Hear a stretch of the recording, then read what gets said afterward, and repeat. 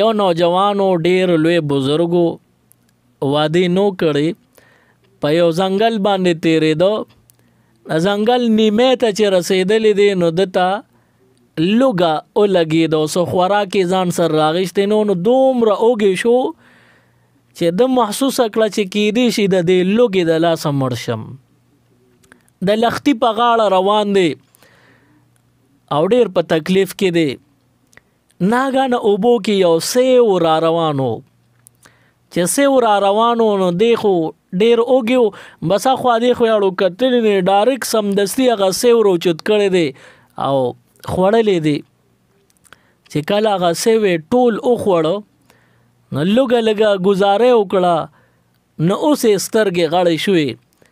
دا خو بزرګو نو ذهن ته سوال راغی چې دا سیو خو تا وخوړه خو دا خو به خامخا د چا وي، د دې به څوک مالکي او تا د هغه د اجازت نه بغیر د هغه د اسیز خوړلی دی.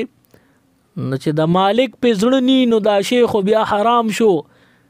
نو زه څنګه بزرګ ولی الله یم چې ما حرام سیز وخوړو.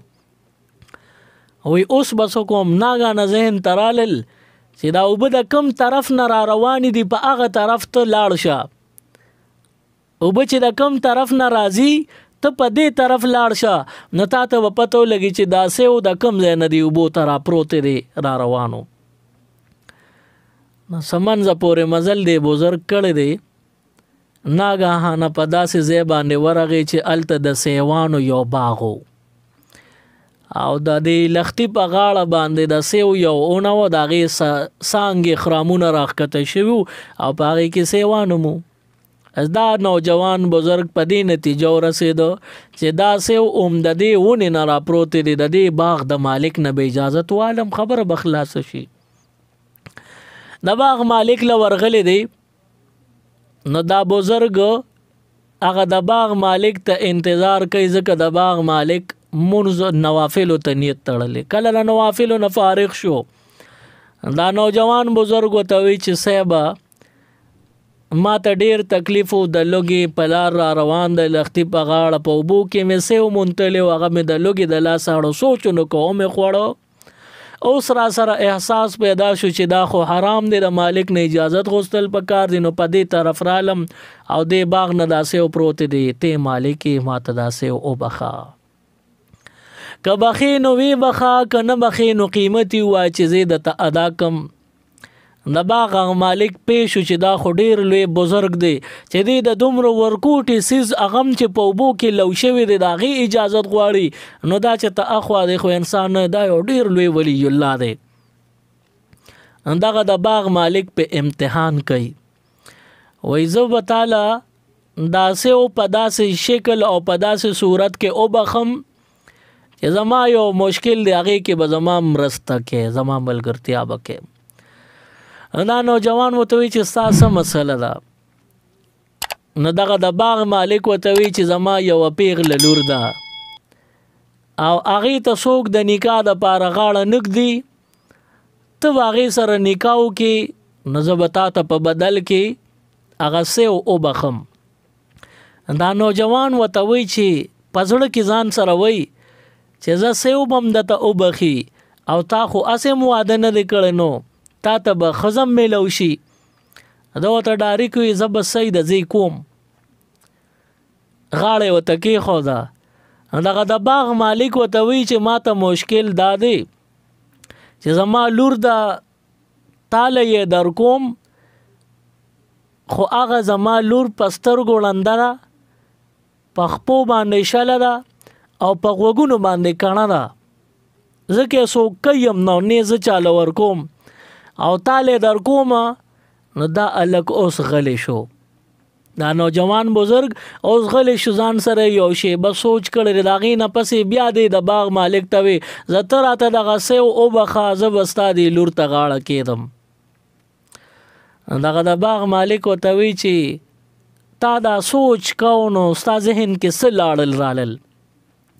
دا نوجوان ولی الله ورته وی چې ما دا سوچ کو چې د باغ دا مالک ما ته سیو وبخي نو زه به د دنیا او د آخرت د عذاب نه خلاص شم. او که داسې وي راته ونه بخو نو په آخرت کې به عذابي. نو د آخرت عذابونه ډیر خطرناک وي، د جهنم سزا ډیره زیاته وي. زه طاقت او تاب نه لرم. خیر دې په دنیا کې د دې لور سره به نکاح وکم نو معذوره ښځې سره نکاح کول دا خو ځان له یو عذابي په تکلیف کې وي. زه به خدمت ته ولاړم نو لوی پریشانی وي. نو ما وی چې زه د دنیا دا تکلیف را لخه د خود آخرت تکلیف زه نشم برداشت کولی. وی ما دا سوچ کو. نو بیا ورته دغه بزرگ دغه د باغ مالک ورته وی ښځه زه تاله د خپلې لور سره یو ځای نکاح کوم. یو دوه ګوانې راوغوستلو د هغې مخکې دې نوجوان سره نکاح وکړه او جینۍ یې په ډولی کې کینولو او دې نوجوان کرے ورسوله. او سیسخور هم راغلی دی د باغ دا مالک او دې نوجوان ته وی چې ته کور ته لاړ شه. اوس دا نوجوان چې کور ته ورغلی دی کتلی دی حسین جمیل او خوبصورت جینۍ ده او تیاره شوی ده او هغه ناسته ده ډول سینګارې شوي دي. وی دا ولی الله دا نوجوان بزرگ دی د کور نه په تیښته واپس راووته او ذهن کې دا خیال راغی چې دا کیدی شي دغه معذوره ناوې د هغې سره څوک د خپله کوره خدمت له راغلي فی الحال. نه دې بزرګ وی چې دا خو پردی جینۍ باندې مې نظر لګي د دې د وجې بار راووته. هغه اسخر ورته وی ولې بار راووتی؟ دې نوجوان ورته وی یاره کور ته ورلم خو ناوې سره څوک میلمانه راغلي د دې د وجې بار راووتم ستر او پرده مې کوله. دغه د باغ مالک ورته وی چې ته دې کور ته دننه ورشه، کور کې هېڅوک هم نشته، دا کومه جینۍ چې دې ولیده چې ډول سینګارې شوې دقه ام زما لور ده.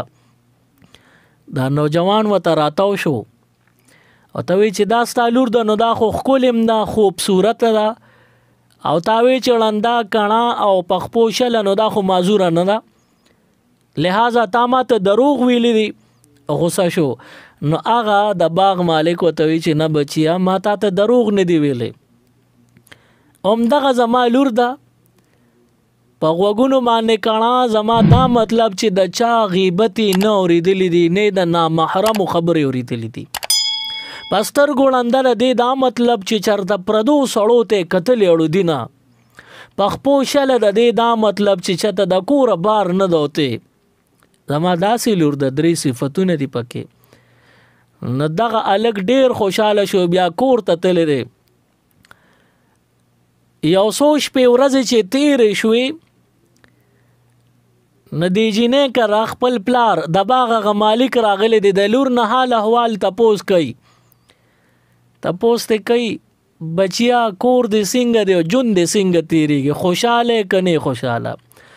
دغه جینۍ ورته حال د زړه ویلی نشي، خو صرف دومره ورته وي چې بابا زه چې تا چاله ورکړې ما نو ته په هغه تېرو ته یا بزرګ نه دی، زما خیال نه ساتي، زما خوال هم نه دی راغلی اوسه پورې، ما سره یو ځای شوی نه دی.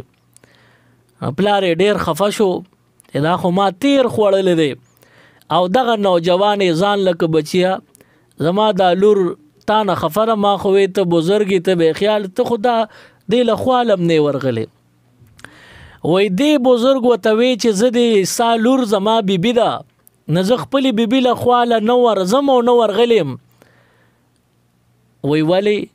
وی ما دا خیال دی، دا الک دا بزرګ ورته وی زما دا خیال دی چې د دې جینۍ په خېټه کې کیدی شي چې حرام خوراک ورغلی، چېرته ستا د کور حرام خوراکې خېټې ته تلي.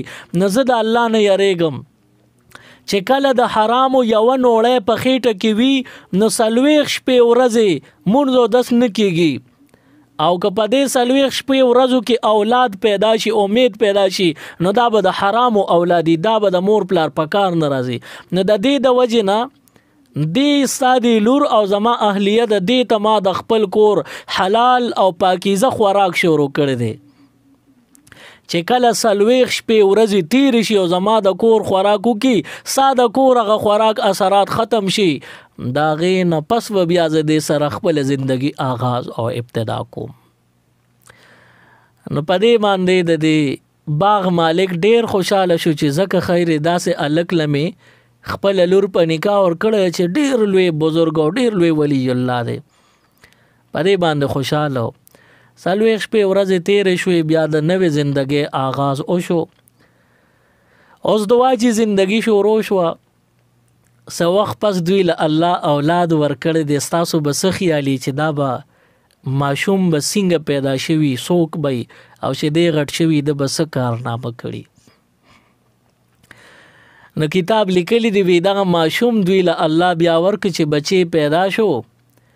ندوی په نعمان ابن ثابت نوم کې خود زمون امام اعظم ابو حنیفه رحمت الله علیه دا هغه ماشوم دی چې د داسې پاکیزه جوړې نه الله پیدا کړی دی. او تاسو اندازو لګوي چې مور پلار د حلال او د حرام تمیز وکړو، د حرامو نه ګریز او پرهیز وکړو او د حلال خوراک یې مداومت وکړو، نو الله په څنګه فضل وکړو چې کوم اولاد خدای ورکړو نو هغه د دین اسلام او د فقه حنفي د هغې یو لوی خدمت یې وکړو. دا ولې مور پلار د خوراک خیال ساتلی دی چې اولاد پیدا کول غواړي نو مخکې نه د حرامو نه ځان ساتل پکار دي. मजीद Islamic videos देखने के लिए हमारे YouTube चैनल दीन और दुनिया को ज़रूर सब्सक्राइब करें और बेल आइकन ज़रूर प्रेस करें ताकि हमारी हर एक वीडियो की नोटिफिकेशन आपको मिल सके.